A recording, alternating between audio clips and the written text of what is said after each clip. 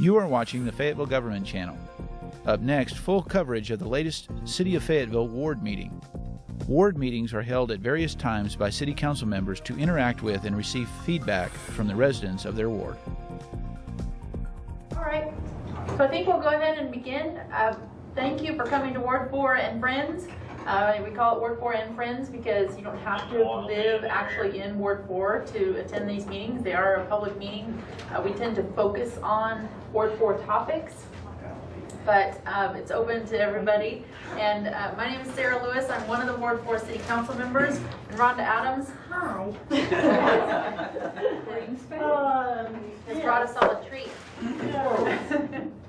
As also a City Council member in Ward 4, and our agenda, I wrote it up there on the board just for our reference. We'll do some introductions. We'll go all the way around the room, so have everybody introduce yourselves, and you can just say your name, or you can say what part of town you're in or not. That's up to you. And then we'll introduce our City of Fayetteville Sustainability Director, and to help tell a little bit about his vision and what he strives to do. And then we'll have neighborhood questions and topics that you would like to discuss that are on your mind, and then council updates like city council items, and then we'll close. All right, and then the other part is just some guidelines for the meeting to help us stay on track. Try to stay on the agenda. We'll try to stay on time, and we can help with that part. Raise your hand if you have a topic, so we can call in so people aren't talking all at the same time. And then if you can kind of frame your question or comment in a way that helps provide a solution, that helps keep things positive and make progress towards addressing the issues. Sound okay? Okay. Well, I think we'll go ahead and introduce ourselves. So, Alan. My name's Alan from Waterman Woods. Okay. I'll let you go ahead. My name is Peter Nierengarten. I work as the city's new Sustainability and Strategic Planning Director. And I'll tell you a little bit more about that in a few minutes. Thank you. Mike Emery, live over off Salem and Harvard. Bill Muller. And I'm JP Peters, and I live in the Cloud Creek Edition, Cloud Creek 2. Maurice Ranko, West Edge Fayetteville. Todd Walters, Ward 4.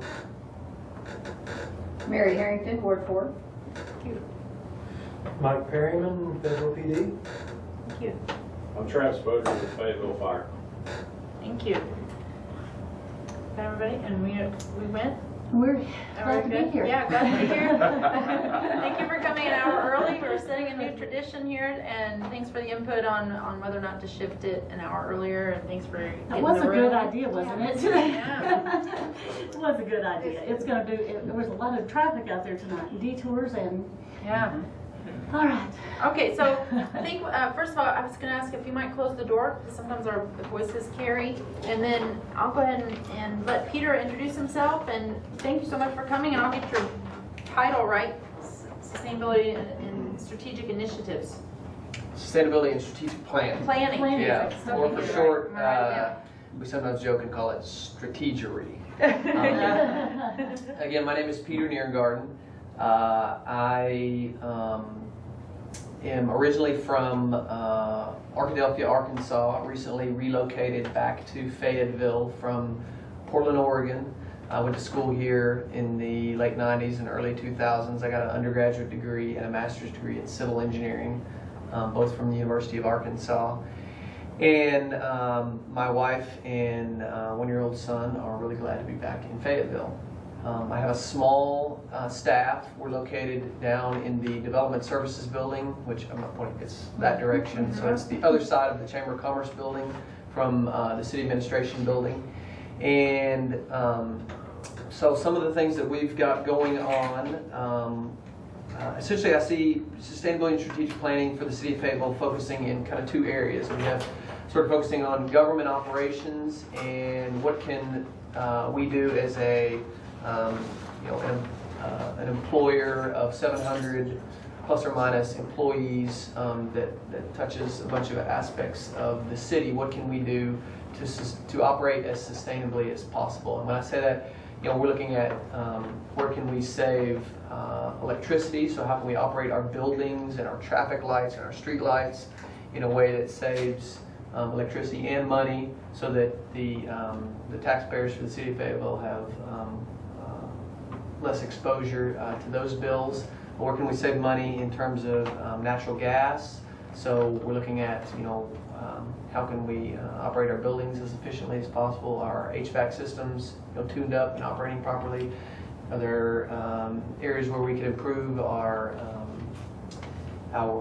insulation in our buildings and leak less heat out in the winter and less cold out in the summertime?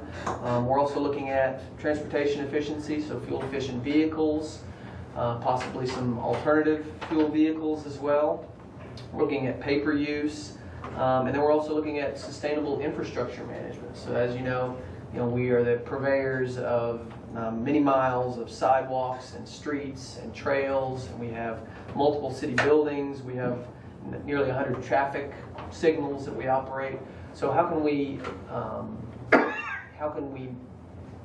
maintain that infrastructure in a way that gets the most life out of it, that gets the most infrastructure investment bang for our investment buck, for all of that, so that we can be good stewards of the infrastructure that the taxpayers have helped fund for the city of Fayetteville, so that we can provide good services to our citizens. So the other aspect besides government operations is how can we become the most sustainable community possible. And I'll throw out one interesting statistic, and it is that for Northwest Arkansas, 97 cents of every dollar that Northwest Arkansas residents spend on gasoline essentially leaves our local economy. So what that means is, if you go to the gas station and you buy a gallon of gas, most of that money is going to some national corporation or overseas to fund providing that gasoline to you. So the more efficient we can be, the less we can rely on gasoline to provide as our major source and major means of transportation, the more money we can keep in our local economy. So the more we can provide opportunities for our citizens to walk or bicycle or use public transportation to get from point A to point B, the more money we can keep in our local economy and have to spend at our local stores and support our local economy. Another interesting statistic is that in Arkansas, this is Arkansas as a whole, we leak about $8 million a year in residential inefficiencies from our HVAC systems. So if we could operate our homes more efficiently, we would save as a state $8 million that again could stay in our local economy and be spent at our local businesses, be spent on going out to eat, or be spent on getting your bicycle tuned up, or Things are more fun. things that are more fun than paying your natural gas bill or your electricity bill, right? So we're, as a city, we're looking to try and provide those alternatives for transportation. We're trying to provide better walking connectivity around our city, better trails for folks to get around on. We're providing low-income assistance for weatherization. We've also provided some grant opportunities to a couple of local nonprofits so that they can do some weatherization improvements. So those are the types of things that we've got going on, and we're continuing to work on. Many of these initiatives were started by my predecessor, John Coleman, who did a lot of great work for the city since 2007, and my staff will be continuing to work on those initiatives. So if anybody's got any questions about anything specific or has ideas, I'm more than happy to entertain those. I have a question about water. Sure. Can you talk about water? I know that you worked in water and sewer, or just water. Just water, Just yeah. municipal water. And so that's the public water source kind of thing. And I'm thinking about that because Fayetteville has in their water and sewer some aging water infrastructure in kind of central Fayetteville. As a lot of old cities A lot of them do. So that's one question. So do you have, or kind of what your approach might be for that, or what your vision is, or ideas, or general philosophy? And then the other is the stormwater kinds of approach and green infrastructure in that way. And you mentioned trails, and so I'm wondering what your ideas are for that. Our stormwater is managed through a separate from our sewer. So we have stormwater, and then we have sewer. In some communities, it's combined. And so that's an important kind of thing to consider when we're making decisions in strategic planning. So I'm wondering if you might talk about that. Sure, So great there's questions. 2 topics there. Yeah. So yes, as Sarah mentioned, Fayetteville, like a lot of cities, has a lot of really old infrastructure that's reaching the end of its useful life.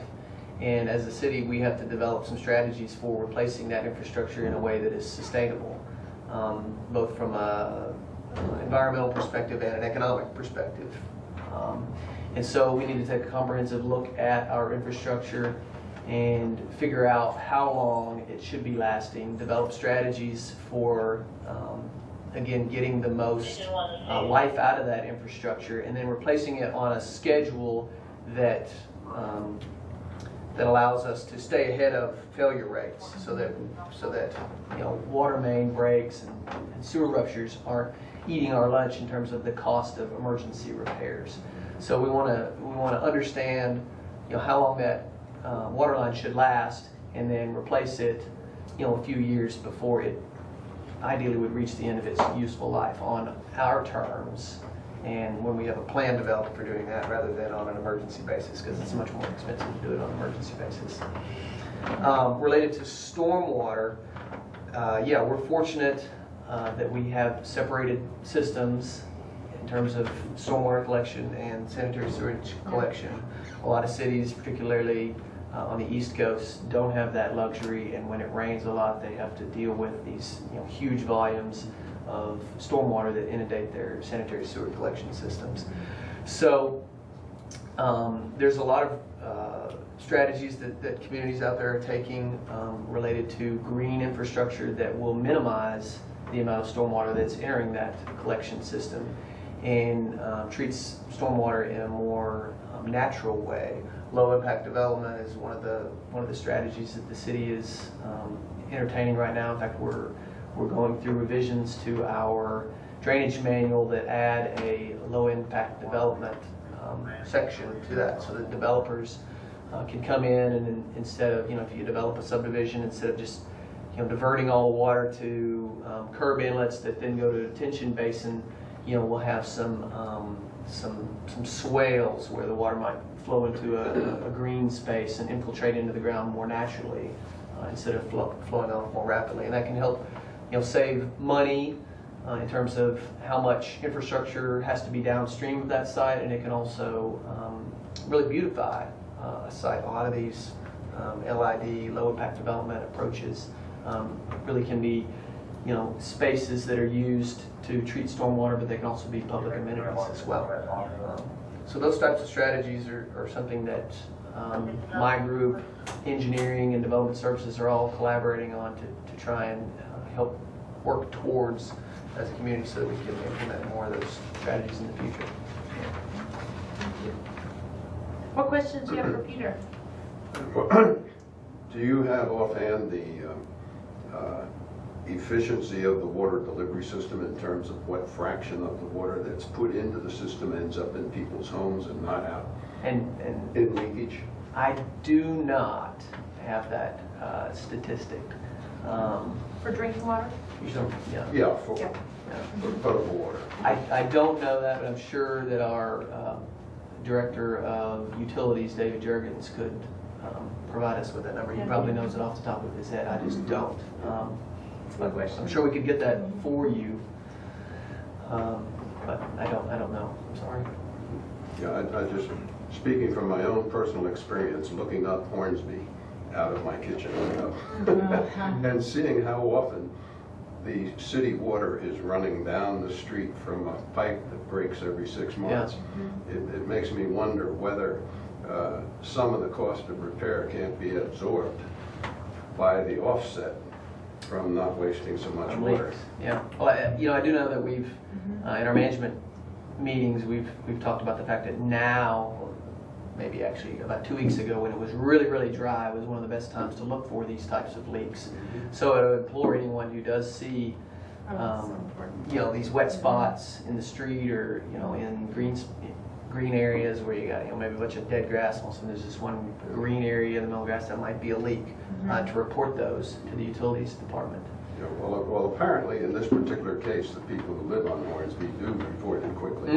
And the city responds quickly. It was Okay. repaired quickly. I Okay. have no complaints about that. Sure.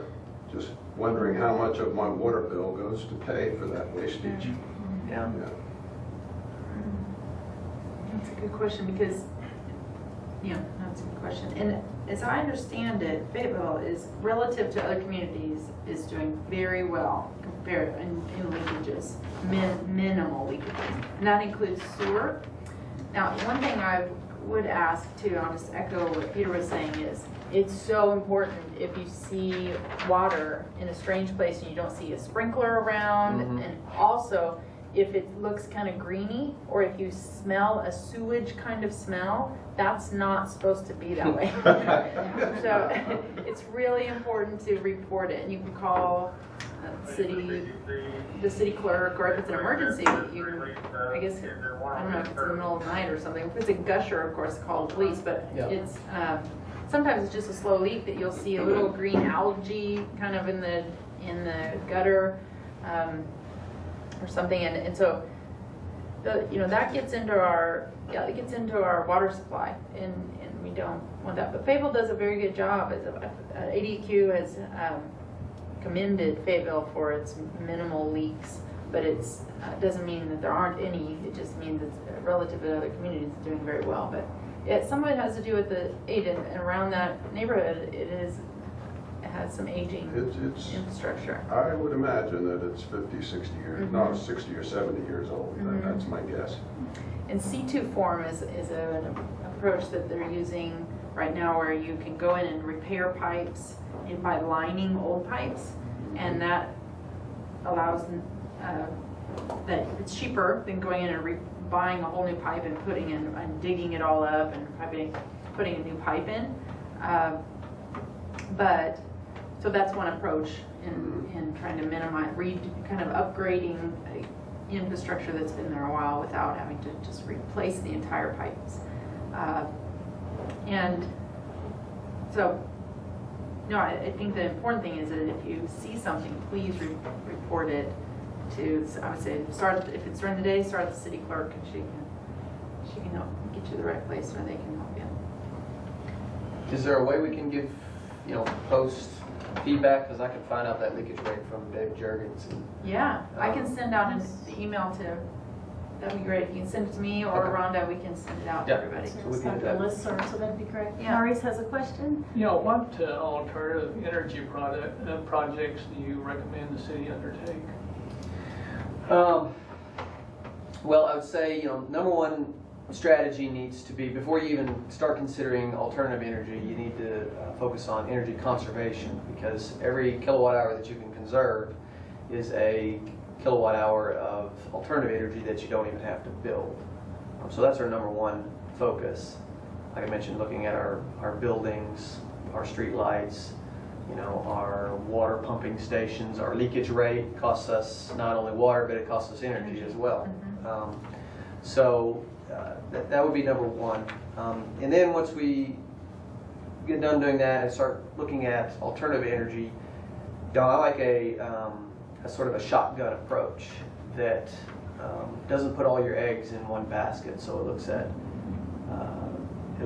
photovoltaics, solar panels, but then they don't work when the sun's not shining. So there's, Fayetteville's the wind tends to blow here pretty good, so there's probably some opportunities for some good micro wind projects.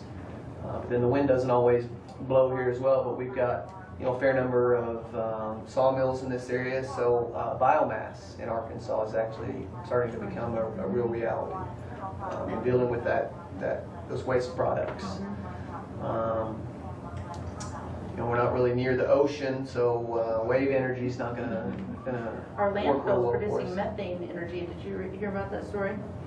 Methane capture Methane capture. and In use- Tawnytown, they're selling their credits. Yeah, and some wastewater plants are capturing their methane, burning it in the equivalent of like a natural gas generator, and generating electricity off of it as well. So that might be another option for us.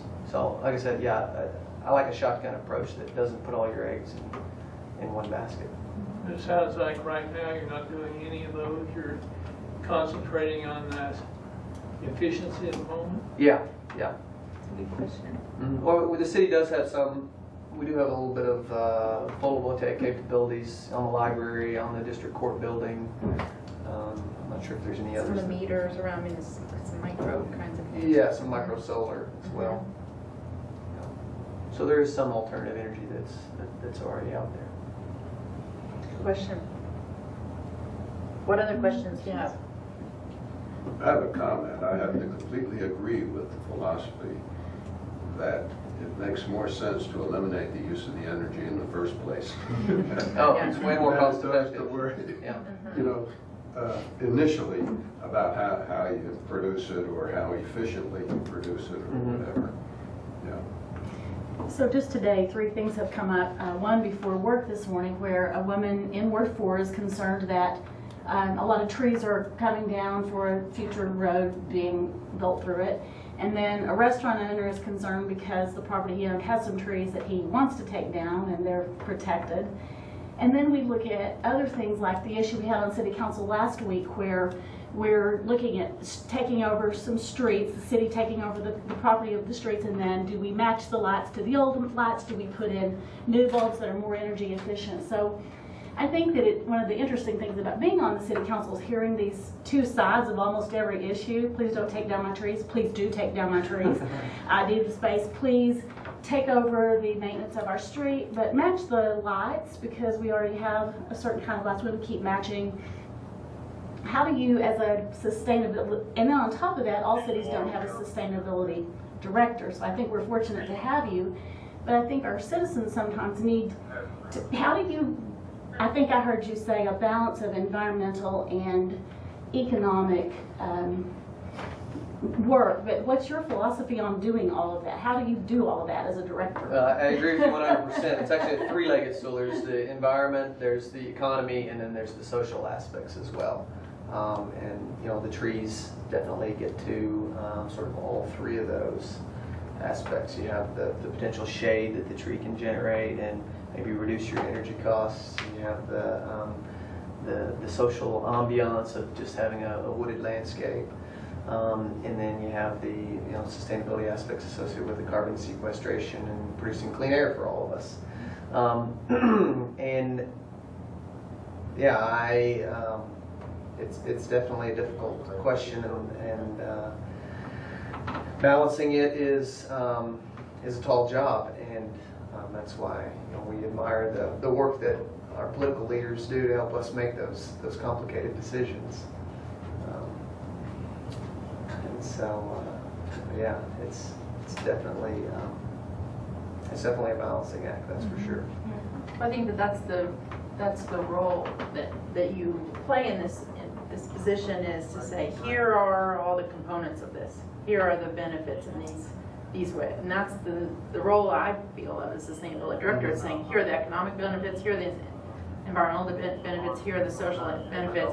Then the council weighs also input from citizens, input from the staff, input from the science of their own background or whatever, and then makes the final call on those kinds of policies. But the role of the sustainability and strategic planning director is to provide input on the full sustainability of a particular issue.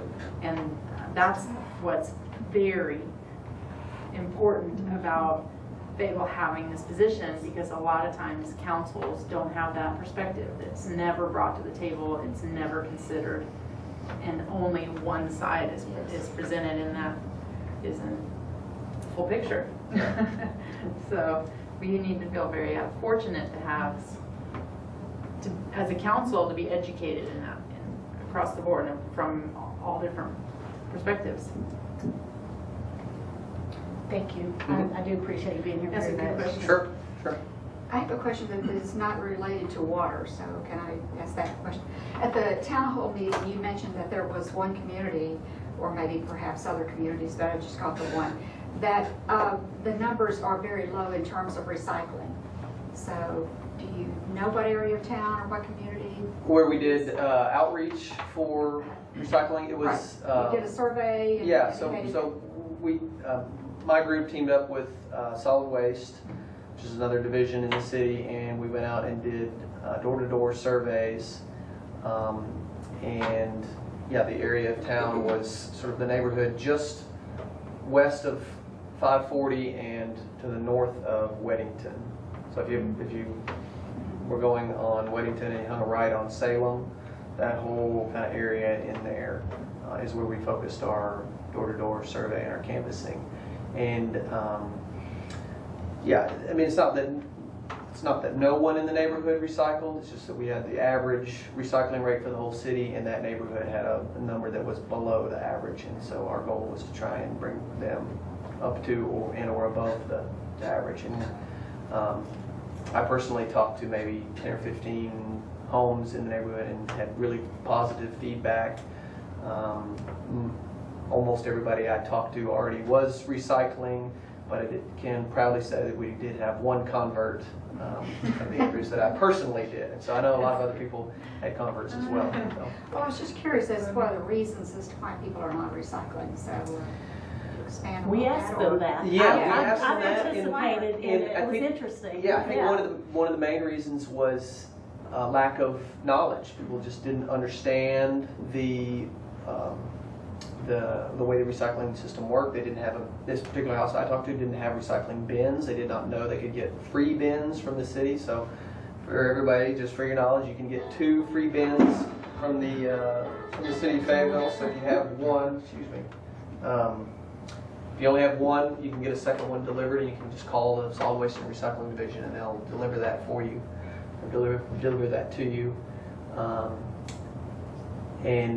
Yeah, I didn't talk to anyone who was against recycling. I think it was just a lack of knowledge, essentially, and knowledge is power, and so we provided people with that knowledge and empowered them to recycle. I'd like to tell a story about that. One door we went to, the woman called through the door, "What do you want?" You know, we knocked on the door. And I was with someone who was very persistent and very good, and he said, "We're here to talk about recycling." And she answered back through the door, "I hate recycling." And so I'm like, "Come on, let's get out of here."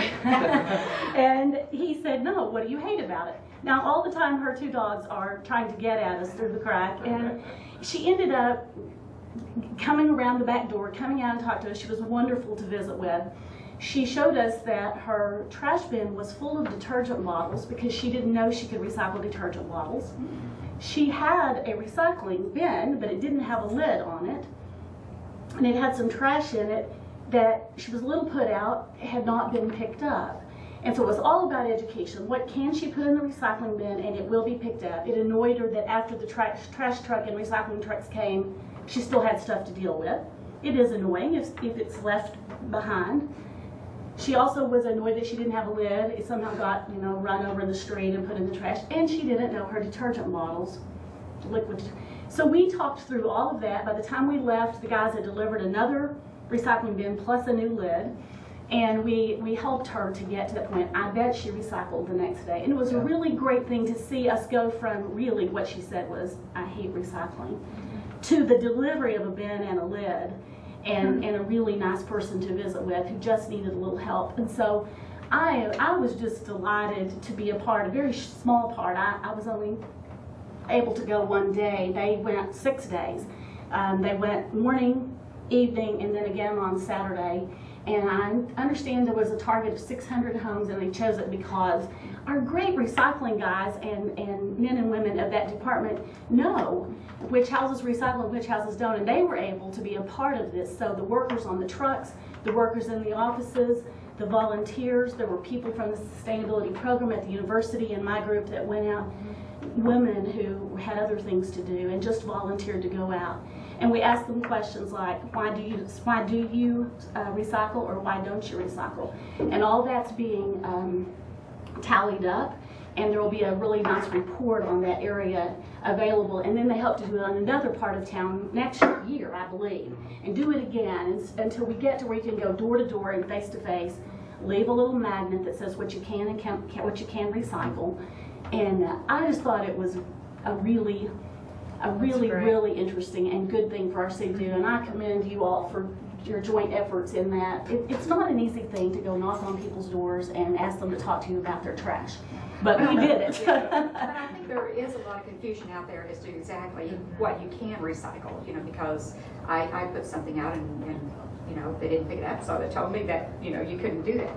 And I guess, you know, once you do the study and you get the results and so forth, it seems like that there is a need perhaps of a lot more education, a lot more communications with the neighborhood associations, for example, Yes. to get information out there that these are things that, you know, we want to be, you know, good stewards of our planet here in our town, you know. So if there are things that we can do to keep out of the landfill and so forth, I think that we should do that. And perhaps maybe a lot of people are just not aware of the various items that you can recycle. So, and I think a good way to do that, if I could just offer that up, would be the neighborhood associations. All of them have a meeting like every year, an annual meeting. So get on their schedule to just educate people on recycling and the importance of recycling. I think a lot of people, you know, wouldn't argue the point that it is a good thing to recycle, you know, but what do I recycle? So. One thing I'll add is the Environmental Action Committee, if you're interested, this is a citizen committee that's an advisory committee to the council. We spent 3 months reviewing and commenting and hearing public input on, with a meeting each month, reviewing the solid waste and recycling resource management plan that will be coming to the council next time. So, and this plan recommends, the staff recommended and the Environmental Action Committee endorsed the plan with some added edits and clarification, and one of the recommendations was to add educational staff, someone who's focused on education, rather than spending millions of dollars to switch to an entirely new facility, an entirely new trucking system, an entirely new thing for a non-guarantee of increased recycling and definitely increased contamination. To stay with our current system that has curb source separated and increase education and therefore maintain transparency in our recycling, because right now we've made an error and we went to 3 to 7 and we lost our buyer. And so what that means is 3 through 7, we do not have a buyer. We do not have a buyer for 3 through 7. And the Environmental Action Committee brought forward a resolution that requires our solid waste division to post market analyses and what's sold on what's being sold on the website. So it's all transparent, which is very different from other communities. No, other communities do not do that. So right now, in some places you might put it out for recycling, but you can't tell if it's been recycled. And why would we touch things twice? That seems like a waste of money. So as a consumer, if I'm going to throw it away, then I'm going to throw it away. I don't want to recycle it. But I want to know if I'm recycling it. And the community should know that if you're recycling it, it's being recycled, and you have a backup buyer. If you lose one buyer, you have a backup buyer. The other thing that the plan endorses or plan suggests is that the EAC supports the plan because if in a low economy, we had this happen in a dipped economy, 2008. Market crashes, Fayetteville was able to maintain their buyers because of our clean source of commodities. So we had source separated, curbside separated commodities, plastics, glass, paper, and so our buyers stuck around. They were looking for clean and reliable things to sell, and so we didn't lose our buyers like a lot of communities. And this is an important part of our recycling system. And we can increase our recycling as long as we increase education. And that is a perfect story, and what a cool story that is about how and it doesn't take much. It doesn't take much to tell people about just how it works. So Persistent thankful staff, that you all did that. I would add to what Sarah said. She mentioned the full-time staff person recommendation for recycling outreach, and the analysis showed that the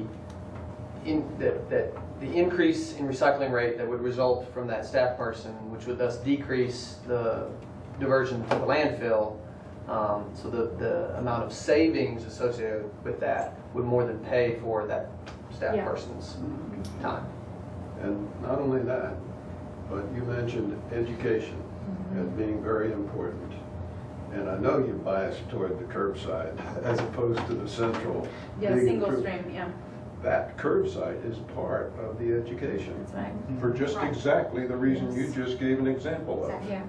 Not only to the point of setting it out there, but to taking your trash can back to your house when you're finished, and picking up your I mean, all the things that go with being a That good plus you neighbor. put the wrong thing in there. That's right, and it gets left. You get feedback on Yes. putting the wrong thing in there.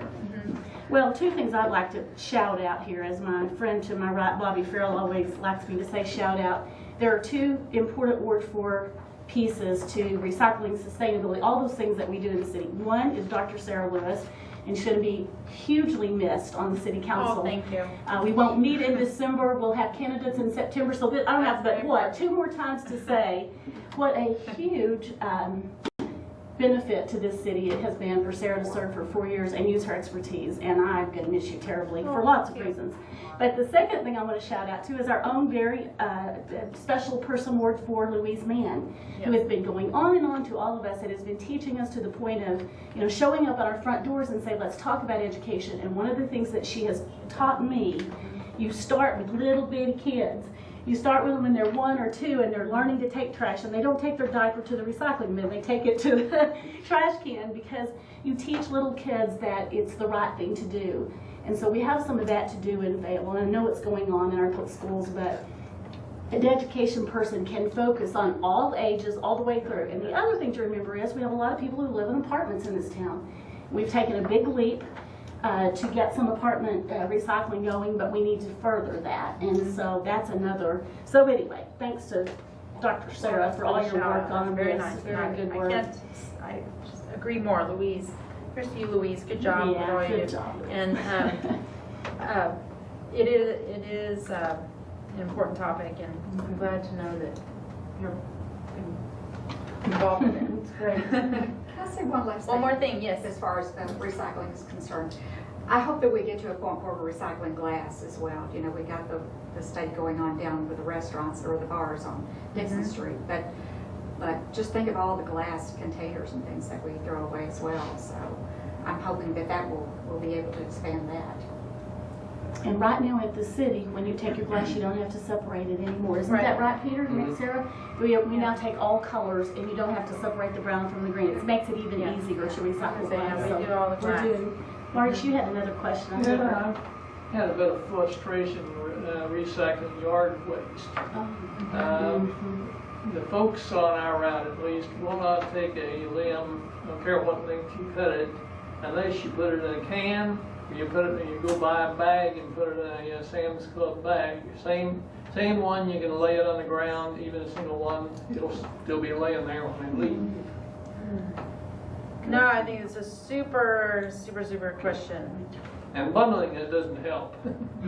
Well, this is, do you have input on, can we find out more of that? I think it's a great point. It seems like a use of resources that just is not needed. You know what, I don't know. Yeah, I'm not sure what the rationale is behind that, but I'm meeting with the solid waste on Wednesday, and I'll ask them about that. Good. Thank you. Yeah, it's a great question, thank you. All right, well, I think we're gonna let Peter, and I hope he'll stick around. You're welcome to stick around. If you need to take off, that's completely okay as well. I'd love to. Okay, I'd love to stay. so we're gonna, Hear what else? thank you. Let's give Peter a round of applause. And would you mind writing, before you go, write your email up on the board? If people are, you want to do that? So that if people want to send you a note. Okay, so while he's doing that, we'll move on to just neighborhood questions, and if it relates to something that Peter discussed, that's fine, or made you think of something, but are there topics that that are on your mind that relate to your neighborhood, or about the city, or in general? They don't have to be related to the sustainability and strategic planning director, but they can be. Just questions. Okay, or topics that just, I have a quick question. Yeah. it kind of goes back to sustainability, but it's something we had talked about, the stormwater utility possibility. Is that something that's been worked on? I didn't know if that's something that was coming up this year. That is a good question, and actually maybe Peter can talk to that. There was a draft of a stormwater utility. What it does is establish a department, really, funding to manage and maintain drainage. Right now we have like a few $1 million worth of drainage updates that are not, we don't have the budget for it. And a lot of that is in the older part of town. Also, there's a lot of old designs that when a development was built, they didn't manage the stormwater in such a way where it runs directly into the stream. And along Joyce Boulevard is a great example of that. A lot of those parking lots run right into the stream. There's no detention or anything. And some developments in Ward 4 were built without consideration of their neighboring lots. So you have lots that are sloped this way and lots that are sloped this way, and people have flooding in between their houses because there just wasn't. Now there are codes in place now for future development that require that consideration of the surrounding drainage area is considered. But in order to fix these ways of the past and to maintain current designs as we move forward, a stormwater utility would be a fee that would help to support the improvements of drainage and maintain drainage. And some communities have that, and there's a draft of a version that was written a couple of years ago.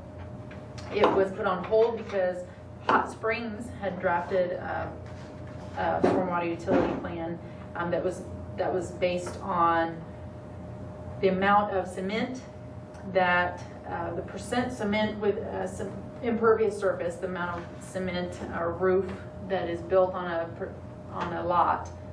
The more cement, the more impervious surface, the more fee. So it was a ratio, and so that though was challenged and apparently didn't have good basis for the ad written. And I'm not familiar exactly with written, but it was legally challenged, and that put a halt on our work. And also, we lost our staff person that was in charge of it, and then the economy fell, and we weren't rehiring, and so there's a lot of factors. This is something that I asked when we were looking for we were looking for you, and so I wonder if you have anything to add, or what your vision is for that, or if there's plans for a stormwater utility, or. Well, you're absolutely right. Maintaining the drainage infrastructure is, just like maintaining the water delivery infrastructure or the sewage conveyance system that conveys, what you flush down the toilet. It takes money to do that, and to do it properly, there does need to be a funding mechanism for that. What Sarah alluded to is a type of system that basically says if you contribute more stormwater to the system that the city has to maintain, then you obviously are going to pay a larger fee. It's an impact. Yeah, it's kind of an impact-based fee. So it incentivizes you to keep your stormwater on your property if at all possible, through possibly some of those low-impact development mechanisms that development talked about, by having trees on your house, by disconnecting your downspouts so that they don't flow out onto your driveway and into the street, so that they instead flow into maybe a little depressed rain garden on your property. So there's definite precedence from a lot of cities for this tiered or impact-based fee structure. We don't have a definite plan forward at this point. There has been a lot of discussion, and I was in fact asked several questions during the interview process about that. And I do support some sort of system that has this tiered rate structure. Okay. And it will be something we'll be looking at as we move forward. That's so in Ward 4, I can't tell you the number of houses I've visited in Ward 4, because where the houses are being flooded because of the rerouting of water off of roofs and driveways into the stormwater system. which we treat as ditches, and our streams are our ditches.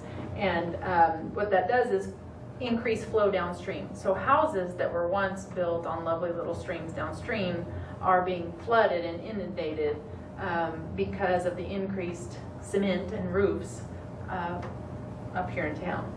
And so that's what he's referring to when you cause more impacts to the system. What the city then has to manage that, or someone will have to go in and manage that. And so as we grow, and we are growing, this is going to be something that is going to have to be addressed. It's just going to have to be addressed. Yeah. No one likes talking about fees and right. You know, this impact fee. I mean, are we talking about something that would be a one-time fee that the developer would be responsible for, the owner, or I mean, is this something there are that will different go types on of models. It could be a the residential type of a fee. It could be a one-time developer kind of impact fee, and really that's where the ones I see that have been most successful, because it's upfront planning, so that the design of the development includes the low impact development strategies that minimize the water, hold the water on site, get it to soak into the ground rather than going into neighboring streams and causing the impacts downstream. So that in the upfront design of the infrastructure, you're planning for that and getting a reward, getting an incentive to keep the water out of our streams. And things like riparian zones, butterfly gardens, or rain gardens, swales, rain barrels, these things would minimize the fee. And those are the ones that I see that are most successful. the one-time development fees, or that would make more sense.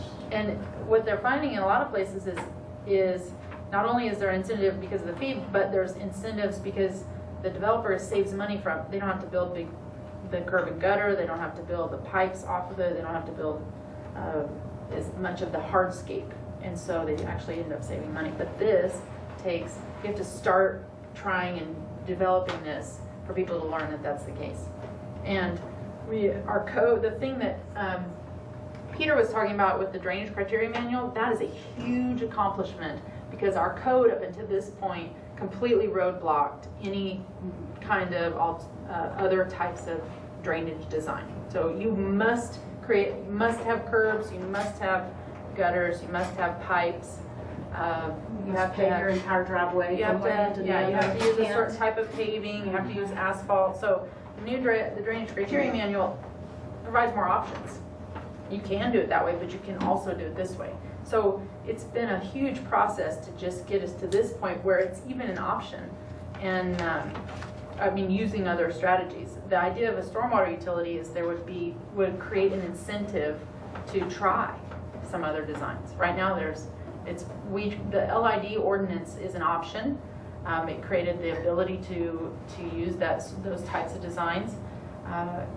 What we need are some built-in incentives to try the different designs. And we've done that, back to my knocking on doors and trash recycling and all that, we've done that in our city with our trash collection, because the size of your bin is what you pay. You don't pay for recycling.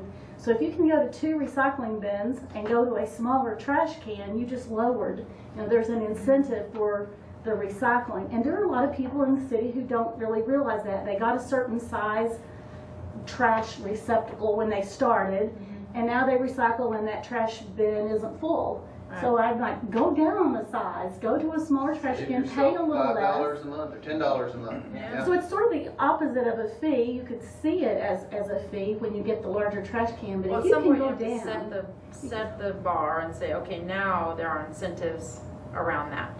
So, and that's what that's what the trash can thing is. It's saying here, if you're going to use this, that's great, but you're going to have to pay a little bit more.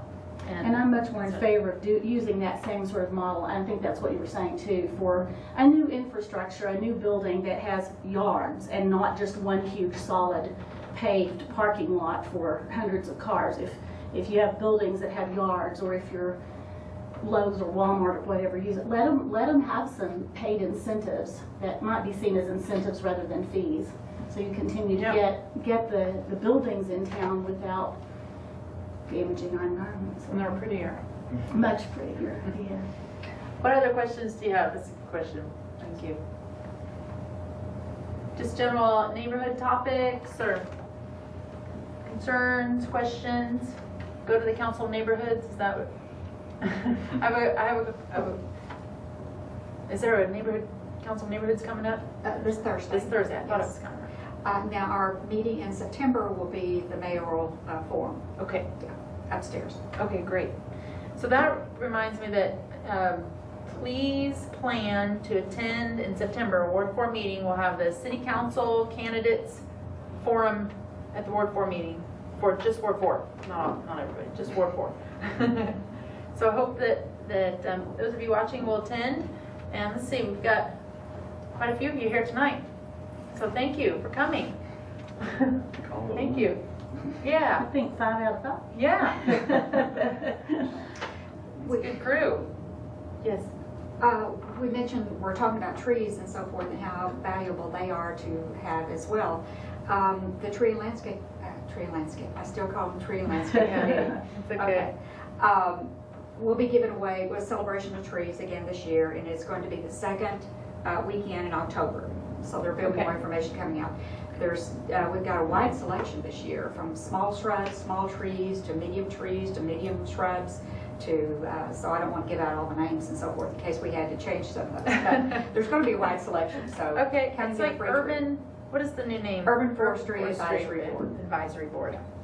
Urban Forestry Advisory Board. Tree giveaway, October 2nd. That second weekend in October. Oh, sorry, second weekend in Whatever it October. Okay, I heard the second and I heard October.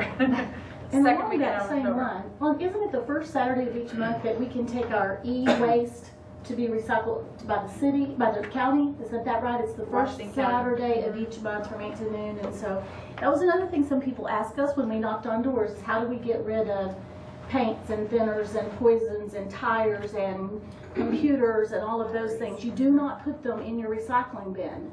And that's just, do not put them in there. We don't want them in our landfill. But there is a place, a county out there near the county jail, if you know where that is. Hope you don't, but you do probably.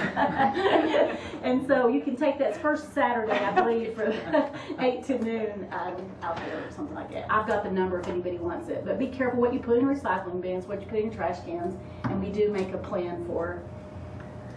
We have a plan for the other stuff. Good idea.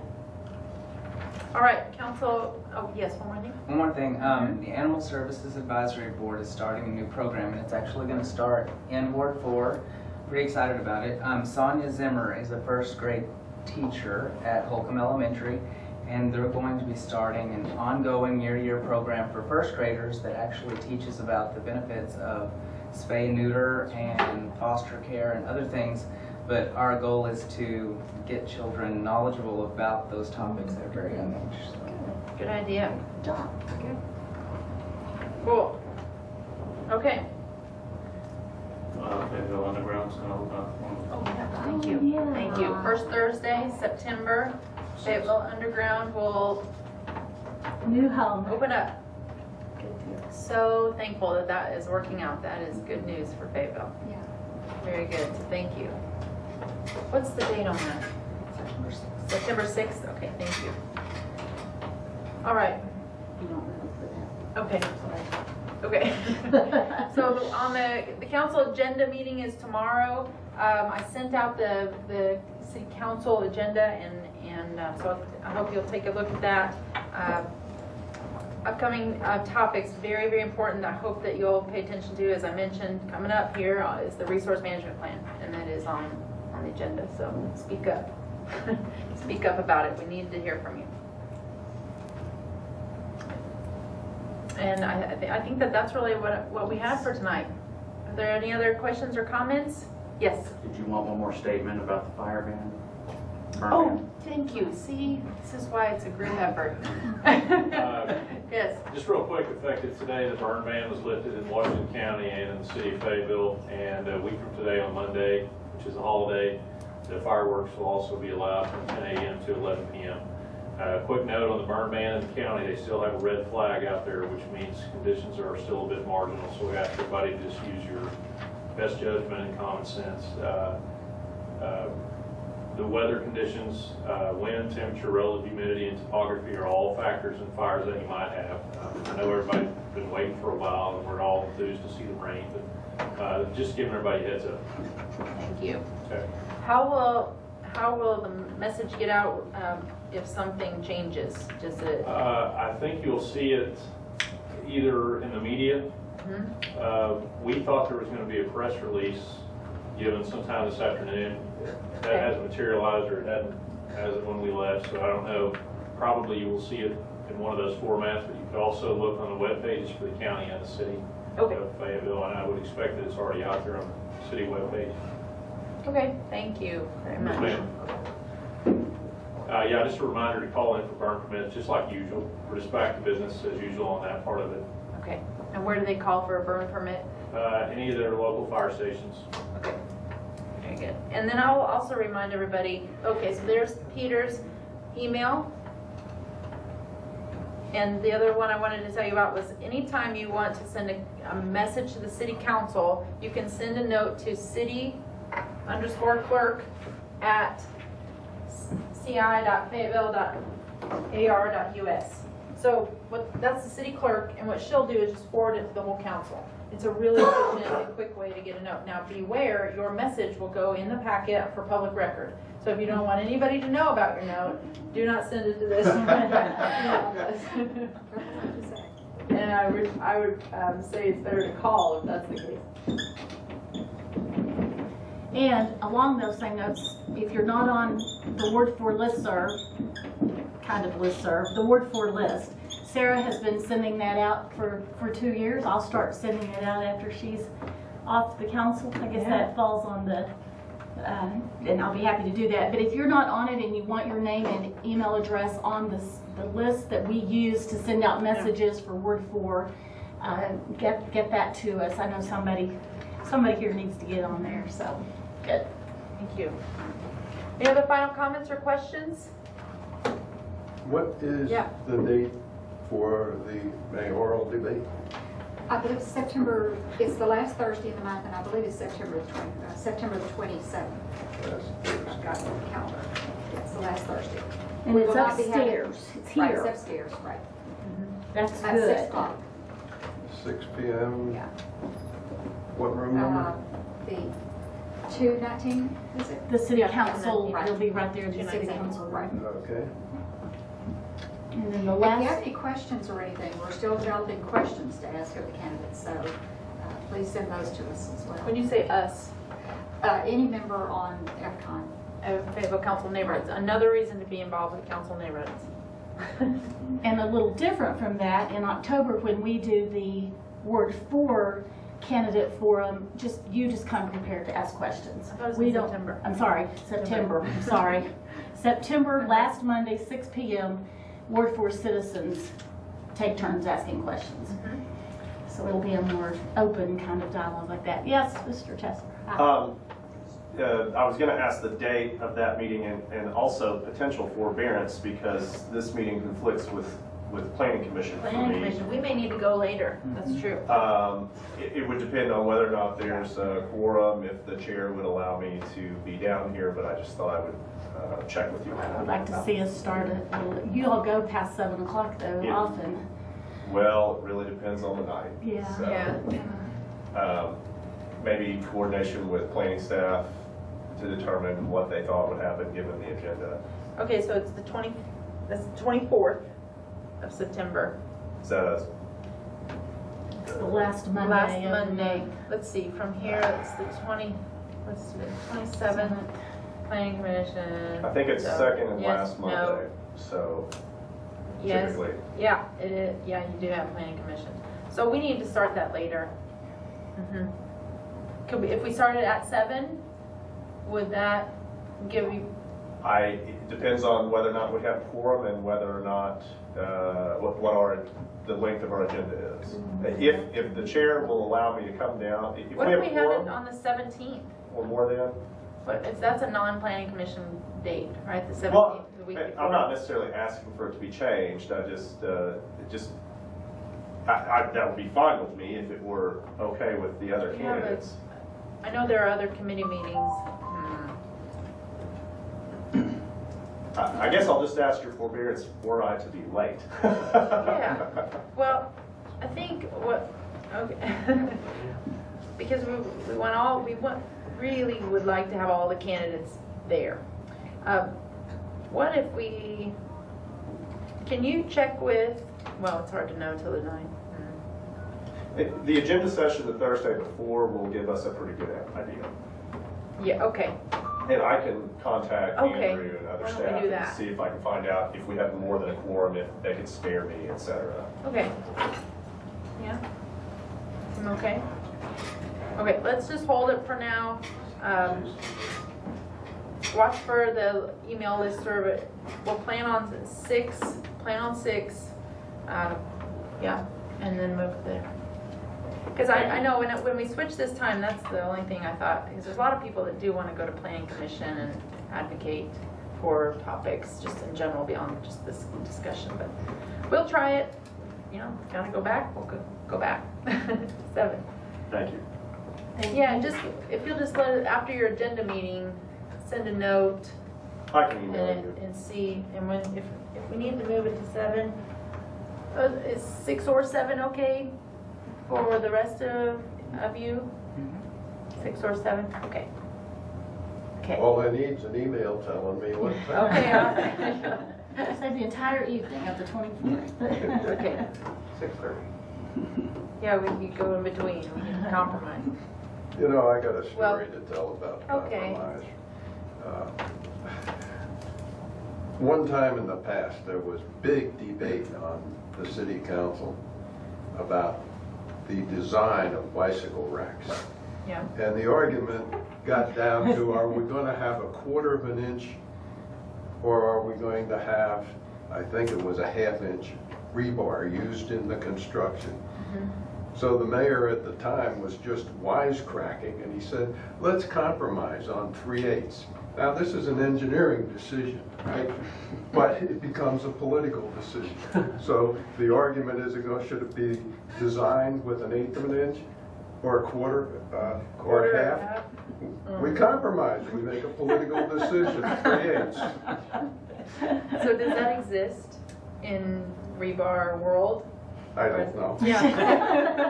I can't answer that question, but I do believe Veterans that today, was With the right engineering, Yeah. we may. Now it does, right? That's what got written into the specs. Oh my. Well, with that, there's a whole moral to the story there. Flexibility. Don't waste your time on Flexibility. engineering. Well, thank you, everyone, and with that, we will adjourn. Thanks for coming to Ward 4. Anybody's